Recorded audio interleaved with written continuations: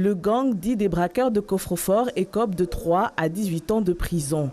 Les accusés ont aussi une interdiction de territoire français de 5 à 15 ans et aussi une interdiction définitive et une interdiction de port d'armes de 5 ans. Un verdict qui satisfait les parties civiles.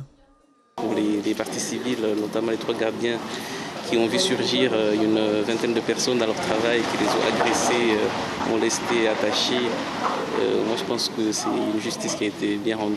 Après, pour le groupe Sodifram qui a quand même subi beaucoup d'agressions dans l'année 2016, d'ailleurs c'est pas fini parce qu'un peu après ça s'est poursuivi. Aujourd'hui la Cour d'assises a pris une décision conforme au crime qui a été commis. Ce sont des peines particulièrement lourdes pour des faits particulièrement graves, à un moment où Mayotte vit des épisodes de violence et de délinquance extrêmement importants.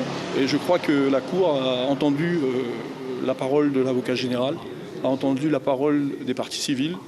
Et mon client est relativement satisfait, même si la réparation n'existe pas réellement dans ces cas-là.